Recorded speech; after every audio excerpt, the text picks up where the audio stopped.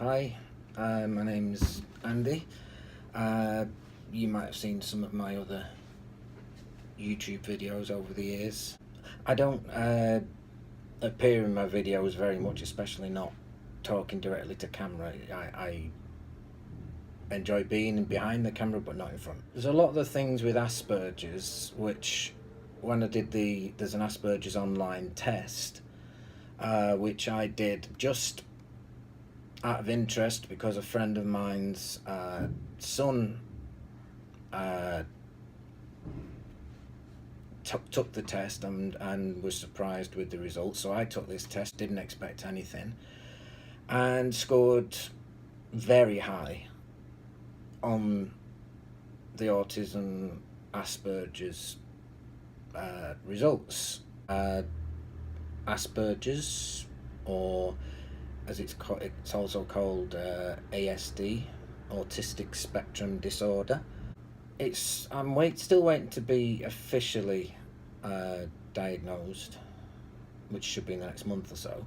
If I'm looking up at the screen a lot, it's because I've got a lot of this written down, because there is no way I could easily talk about this without having it in front of me. I felt a need to talk about it. It's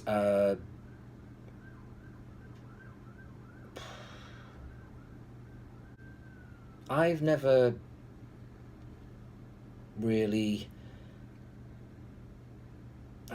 felt like I fitted in. When I was a kid, I always seemed to be the odd one out, the loner. Never really understood why. When I tried to talk to people, kids misunderstood me. I find it hard to explain things, especially when I was younger. And basically I just got called awkward. My first school report said Andrew needs to ask questions first instead of hitting first and asking questions later. Which, again, one of the things with Asperger's is frustration and not being able to explain yourself or your emotions, that kind of thing. So again, that explains a lot. I've only just told my mum and dad recently that I'm an Aspie, as they call it, short for Asperger's or ASD. And they said, well, that explains a hell of a lot, because my mum used to say to my dad, I didn't know this at the time until recently, that she used to say that there was something wrong with the lad. And they did take me to a psychologist a couple of times when I was younger, but they didn't really say anything. Like I said, that was over 40 years ago, and autism spectrum disorder, I don't think even existed then. Every morning I get ready, I do everything in a specific order. One of the things that I've always had to an extent is OCD. But again, that's part of the thing you get with Asperger's. I've lost count of the amount of times that I had to go back and check something, even though I've just done it, like checking the front doors locked, and I just couldn't go away without knowing, because it would just ruin my whole day if I didn't know whatever it was I needed to check. I like to have things on my desk or around me in a specific order. Another OCD thing, it makes me feel more comfortable. When I come across a problem, something that's not working, PC problem, DIY problem, that kind of thing, that needs figuring out, I'm like a dog with a bone. Once I set at it, I don't want to give up until I've found a solution. I won't let it get the better of me. I usually do find a solution, but that could take hours, even days. Really don't like giving up. I suppose I overanalyze a lot of things too much. Again, a lot of Asperger's people I've found do that. Tapping my foot, repetitive things, tapping my foot, like when I'm annoyed about something, I tend to tap my foot on the floor or wiggle it about, which took me a while to realise I was doing it, and I to this day I still don't know I'm doing it a lot of the time. They call it self-stimulatory behaviour, something I hadn't heard about, but it's something that I do. Another thing that I've been recently aware of, in fact I just realised I was doing it then, I was aware of by my counsellor, who I see every now and then when I need to, because I suffer with depression, which I'll get onto that in a bit. She told me I tend to hold my breath before I speak. It's usually when I'm struggling to find the words, something or what to say, but I didn't realise I was doing it until recently. Another thing that a lot of Aspergers have to deal with, which again I didn't make the connection, I didn't realise until I started doing research into Asperger's, is repetitive noises, smells, sounds. Repetitive things can really really wind me up and get me anxious, tense, angry. For instance, if I'm in a room, I'm trying to sleep, and I cannot have anything like a ticking clock in the room. I'd try and ignore it, but within 5-10 minutes I'd be up and taking it out of the room or pulling the battery out. I just couldn't stand it.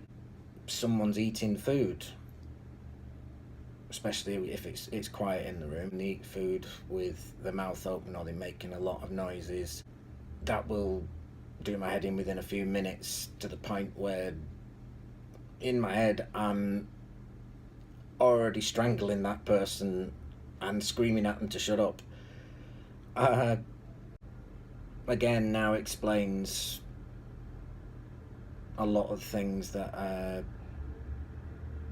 are me. I've always had an extreme sense of smell. I can smell a lot of things that other people don't at first, and smell things to the extent that it can make me feel physically sick.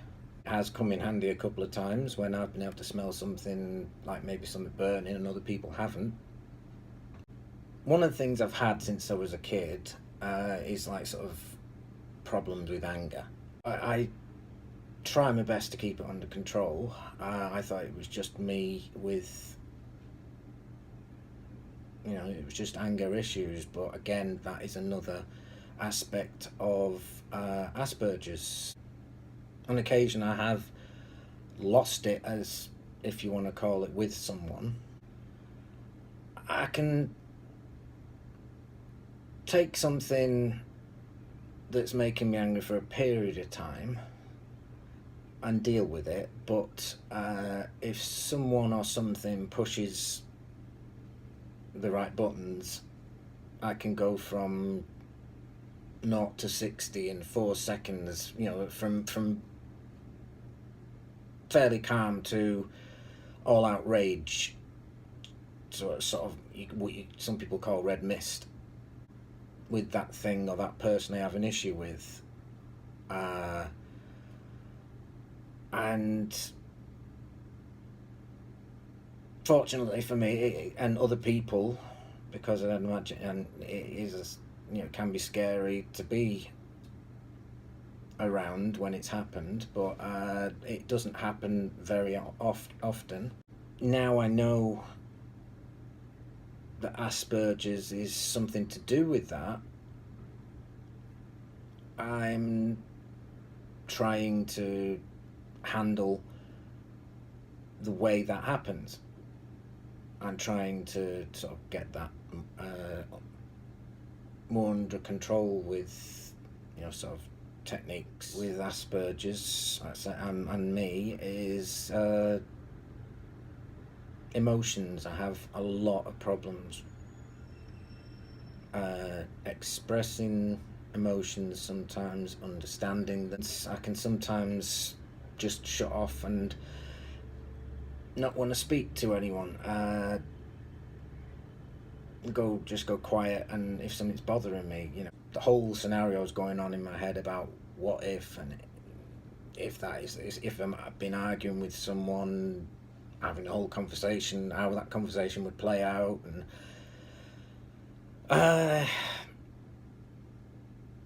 it's something I do, and I probably always will do to a certain extent. But again, knowing more about Asperger's is starting to help. Emotional shutdowns. I didn't know that I suffered from anxiety. Years ago when I was a kid, if I had an anxiety attack, I used to think I was just losing my marbles, I was going mad. There was something wrong with me. I never knew what anxiety was until maybe not that long ago, less than 10 years ago. As regards the way I experienced it, I never knew what that was.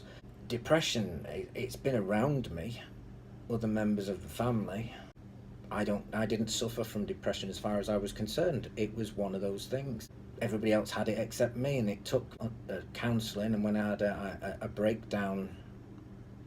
bad breakdown about 8 years ago, it took me until then to actually admit to myself that I did actually have depression, that it wasn't something to be ashamed of, and learning to deal with it. I still have it. I mean, at the moment I'm on what I call happy pills, but it doesn't work for everyone, but it does seem to work for me. And last year, for various reasons, was a bad year, depression and anxiety wise. Most of last year was, but this year so far, touch wood, has been pretty good, and I've not suffered with any severe bouts so far. But when I get depressed or emotional about something, I tend to shut down. I don't feel anything.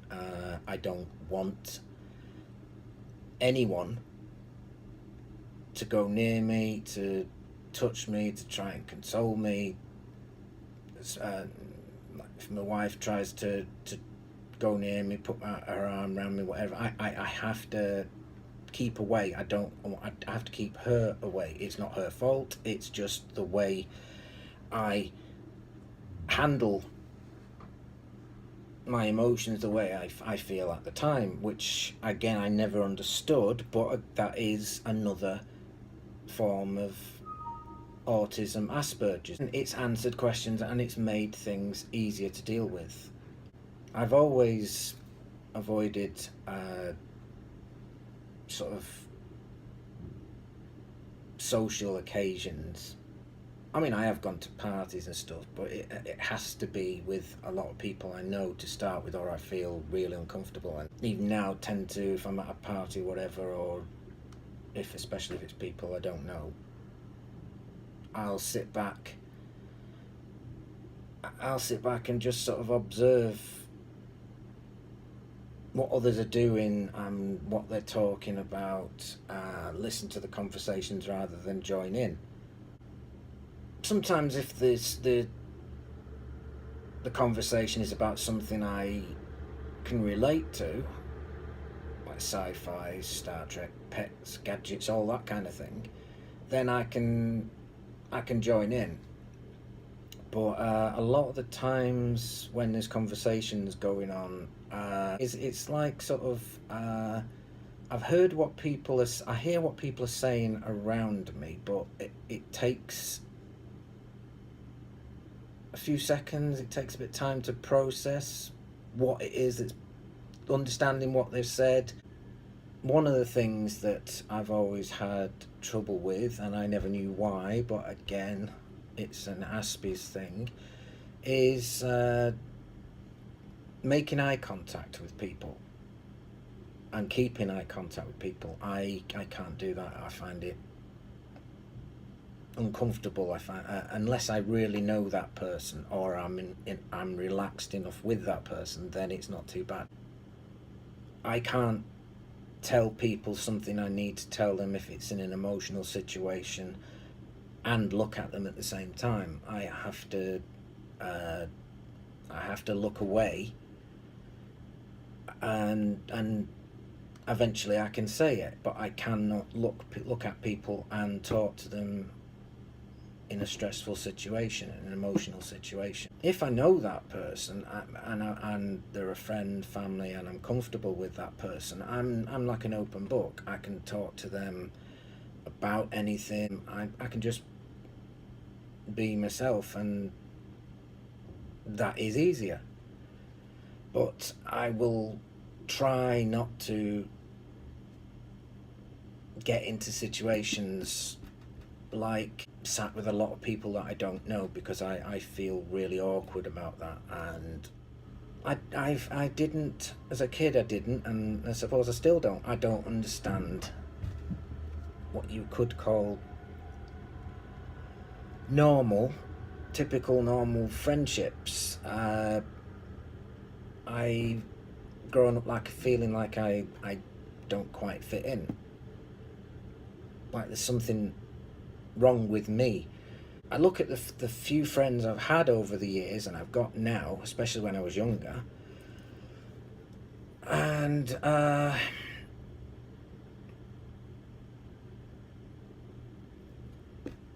often wondered why they had such a big social group of friends and I didn't. I go to a lot of Star Trek and sci-fi conventions. One particular, though, which it started out on Facebook as a group, and it has helped a hell of a lot because I have something I can relate to with them, and it makes that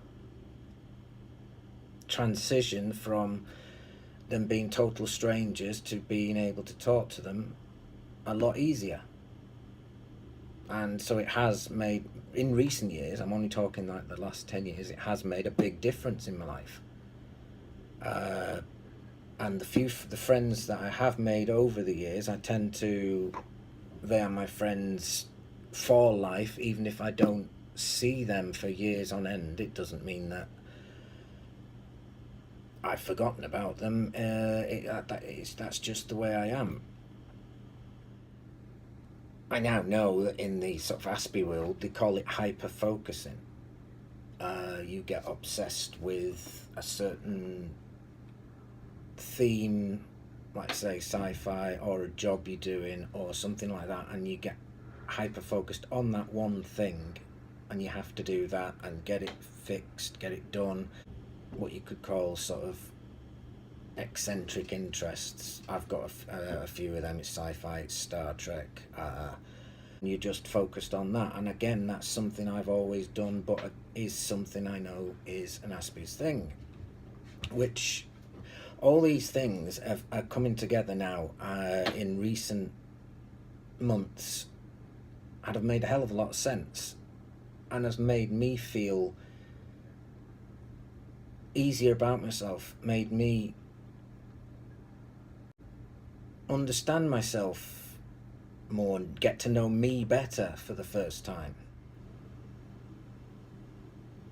I've always liked to do jobs on my own. I suppose you could go back to that thing of a kid that doesn't play well with others. Whether it's decorating, repairing the car, other people might want to help. My wife might want to help, but I just get frustrated, and I feel much more relaxed. I find it a lot easier for me to be able to do it on my own. At work, I find it hard working with a team. A lot of the jobs I do involves doing the job on my own, which fits right into my world. But when it comes to teamwork and things like that, I struggle. I can get really anxious when it's a team job, something's being done, because I'm sort of, what should I be doing now? Am I doing enough? Is it the right thing? Have I forgotten something that I've been told? Whereas if I was reading the instructions or watching a video of how to do something and then doing it on my own, I'd be absolutely fine. But I get really stressed, and the more I get stressed, the more I get anxious, the more I can't remember, the more I do things wrong. It has caused problems for me in work sometimes, like I say, when it's a team job. But I haven't mentioned it to my colleagues or management yet. Now I know more about Asperger, I think it is Aspergers. It is one of those things that I need to discuss with management and explain to them that it isn't just me not being able to do my job and not being able to follow orders, or it's the way my brain works things out. I don't really know how to go about it, explaining it to management, but I think it's something that I will have to discuss with them shortly, especially after I've had the official diagnosis. Anyway, I've waffled on for a while about Asperger's now on this video. I don't know whether anybody will watch it or if anyone is actually by this point still listening to it. But it's something that I wanted to say. I wanted to share with people and other people that may have Asperger's to pursue that, look up Asperger's, find the test. If I can find the original link I've done, I'll post it underneath this video so that you can click the test and have a look yourself. If this awkward video of me trying to explain Asperger's and Me helps someone, then I suppose it's done some good. It's definitely starting to change things in my head, the way I see myself, the way I am around others. It's made things a lot easier with my wife. She now has looked at Asperger's, understands Asperger's, and has said, oh yes, to a lot of the things that I do, say the way I am. She said I definitely am ASD. I was embarrassed about it at first, but it is me. That's what's made me who I am, and I can't be that bad, hopefully, to live with. I mean, this next month is our silver wedding anniversary. We'll have been married for 25 years and been together for 35 years. So, hopefully I suppose I can't be sort of unbearable all the time. Anyway, like I say, I've waffled on enough. This is me. I'm an Aspie. I don't expect people to treat me differently because of it, but it might help people understand me better and maybe make them a little bit more patient in certain circumstances. Anyway, thanks for listening. Contact me if you want. You've got my contact details on YouTube if you want to chat. You can have a look at all my other videos. And thanks again for listening.